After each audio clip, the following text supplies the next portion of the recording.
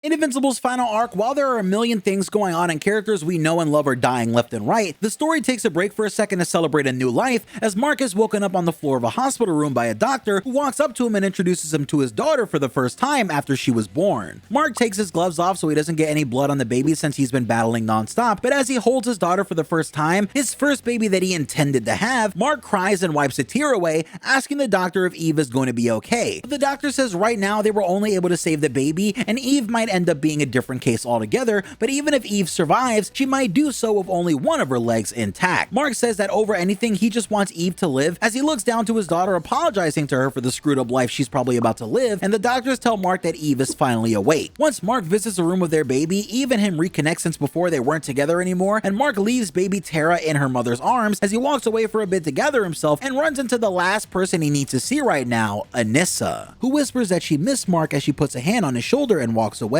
leaving Mark shaking with anger but still not ready to do anything about it because he's in front of his father. As Nolan and Anissa go off to attend to some business, Mark returns to Eve and tells her that he'll never leave her again, and she tells him not to insult her because she isn't some scared child who can't be left alone. She's been a superhero longer than Mark and can handle herself. From here, Eve explains to Mark that the last time he left her it was to go find Angstrom Levy because maybe he'd return someday. But this time it's different. This time she knows the reason Mark has to leave is to actually save the planet, so as Mark makes a joke about getting back together, Adam Eve tells him to shut up and uses her powers to make a completely restored Invincible suit as these two get back together for the last time and Mark goes out to save the universe. We see as Mark goes to a planet alongside his brother Oliver to look for one of their friends, and Mark accidentally falls into the center of the planet and finds an ancient being that once traveled through the universe and even previously tangled with Tech Jacket in a story that we can tell at another time. But when Mark falls into this infinitely dark space, he eventually comes across a being of pure blue light made of hundreds of small tentacles or strings that seem to come out of the ground and flow on forever beyond Mark's scope of vision. As the light gets brighter, this creature gets closer and closer to Mark as the strands start to weave around him and surround him until he can no longer breathe. And in that moment when it feels like everything has come to an end, Mark hears a knock at the door and looks up to realize that for some reason, he's sitting on the toilet in his childhood home taking a poop and reading Science Dog, as his mom tells Mark to hurry up and get ready for school, and it seems like for some reason, Mark has been sent all the way back to the very beginning of the story as Invincible gets its reboot arc, and Mark Grayson, of all of the experience and intelligence of what he's learned from surviving the series, gets another chance at the perfect life. But now it's time to figure out if Mark wants to change things or let things go exactly as they did before to protect the future timeline. As he walks into the kitchen and sees his mom watching his dad save the world on TV and realizes that he doesn't have his powers yet, but he wants to make a difference. From this point on, Mark goes to school and immediately goes to Eve, trying to explain to her that they work together in the future and needs her help along with the rest of the Guardians, causing Eve to bring this guy to her friends because they should at least question him on how he knows everything he does. When Mark arrives to the Guardians' hideout, Eve has him tied up as he tries to explain again to everyone that he's from the future, but instantly makes Rex suspicious by telling him about his light. Robot walks into the room and Mark tells him that he knows that he was born deformed and is actually controlling the robot from a lab far away, which convinces Robot that this is actually a man from the future, since no one on Earth would know that but Robot himself. At this point, Mark starts to worry that this isn't real at all, so he asks Robot to tell him something that can convince him none of this is fake, and what Robot says haunts Mark for the rest of the series. Robot tells Mark that he never wanted him to learn about his secret because he thought he'd treat him differently, but the actual reason is that Robot says he doesn't relate to people on a normal level, and it's something that scares him because he worries that one day he's gonna make a decision to do something horrible he feels is the right thing to do for the sake of humanity. At that time, Robot knows that his lack of humanity is going to cloud his judgment, allowing him to do something truly awful, which makes everyone laugh since they think Robot could never do something like that, but Mark feels a cold feeling run down his spine. Oh God, he says out loud, quietly under his breath, as Robot realizes that Mark does know something and tells Mark that he has to tell him what he did. But Mark says that he can't. However, what Robot just said put a lot of things into perspective, and he really needs to get back home, as his powers finally kick in and he flies away with way more than he asked for, as the horror of Robot's words continue to haunt him, and soon we'll tell you exactly what Robot did to put that fear into Mark. After wandering around the past for a bit, Mark goes back home and keeps the fact that he got his powers secret from his family, as Debbie asked Nolan if he defeated the dragon that was bothering town earlier. At night, Mark flies up into the sky and screams that he wants his reboot to be over. He wants to go home, but nothing happens even after he says please, as his anger turns to worry and he flies off feeling powerless. From here, months go by as Mark secretly gets his hero costume made and prevents a bunch of the horrible things that happened in the first season of the TV show, like stopping Titan and the Mahler twins before they really get up to some of the worst that they did later on, but he also makes sure to stop Sinclair before he ever turns Mark's friend into a Reaniman, despite the fact that Mark knows Cecil will still hire this guy the first chance he gets. At night, Mark sits by himself thinking that he's doing the right thing and saving lives, but he can't can't get over the life that he's left behind to do this. From here, we see Mark helping the Guardians against the Thraxans when they're attacked for the first time, and as everyone starts to doubt Mark because they're starting to get overwhelmed by these aliens,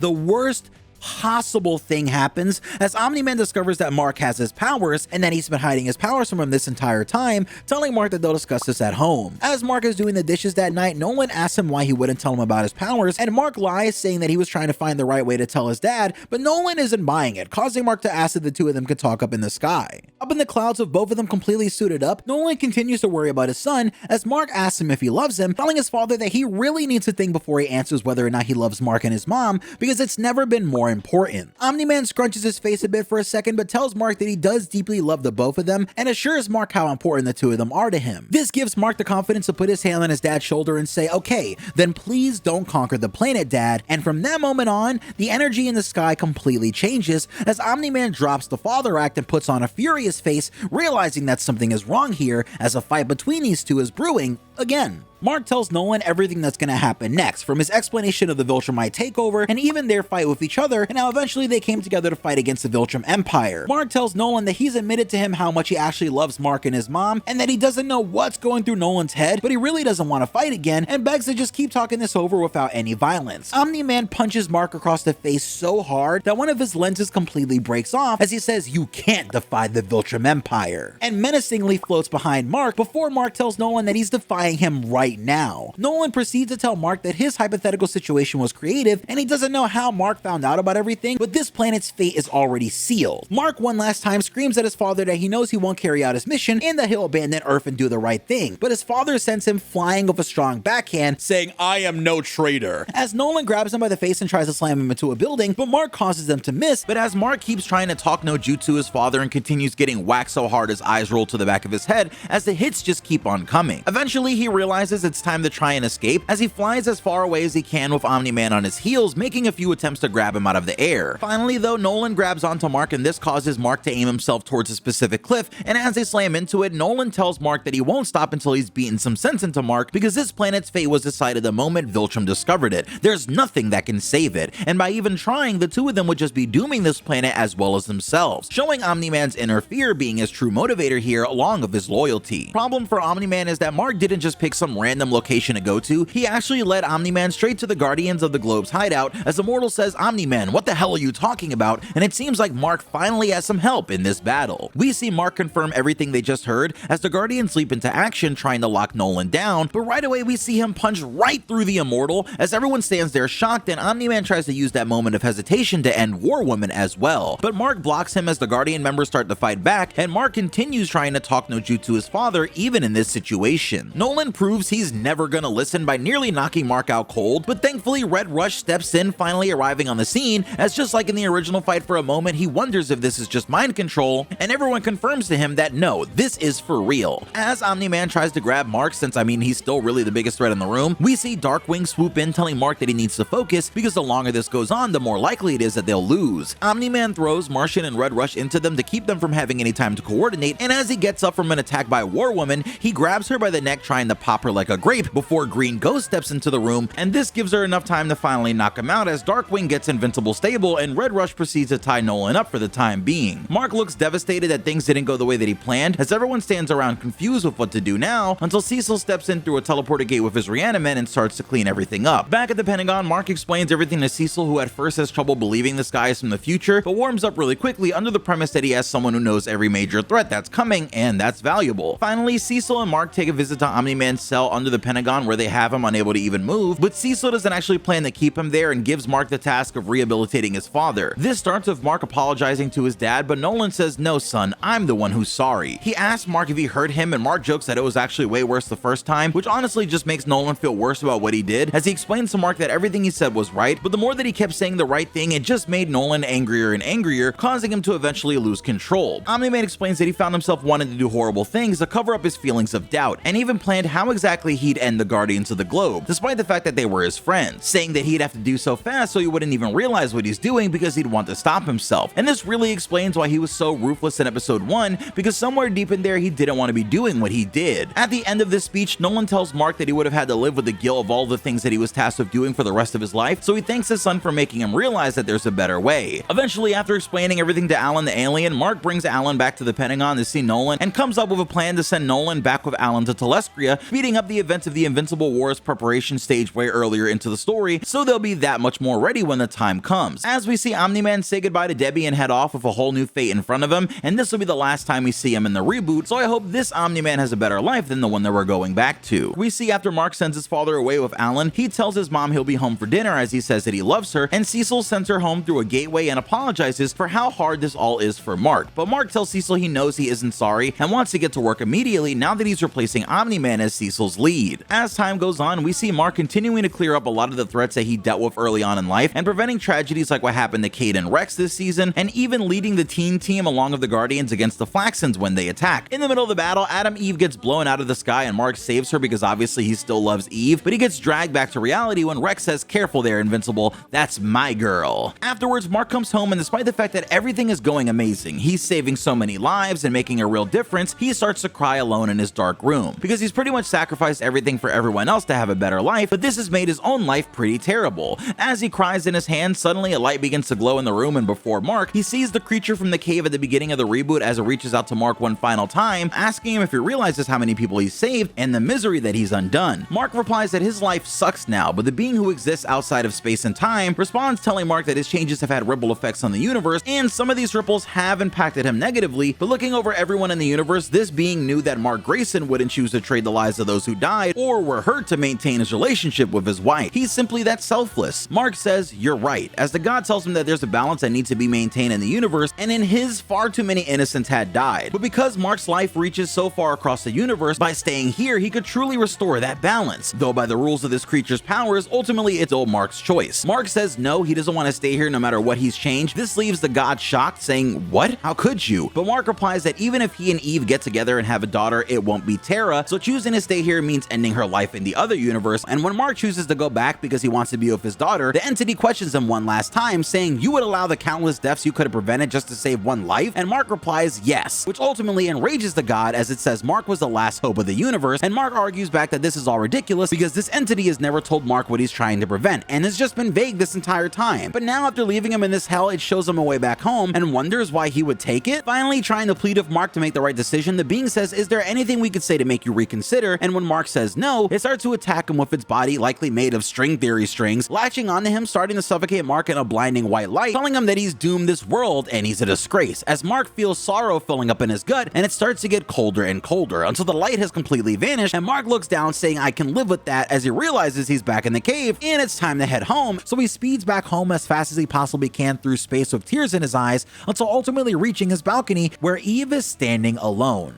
Mark says, "Miss me?" as he hugs Eve, explaining he's sorry he was gone after promising he wouldn't disappear anymore. But he tells her that he was in the past for weeks and keeps the conversation going to the point where he doesn't realize that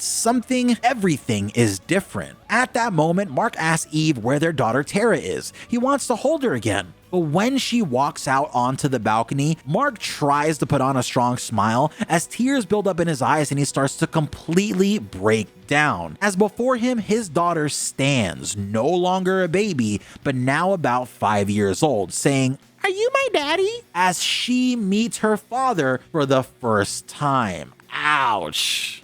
Talk about a deadbeat dad.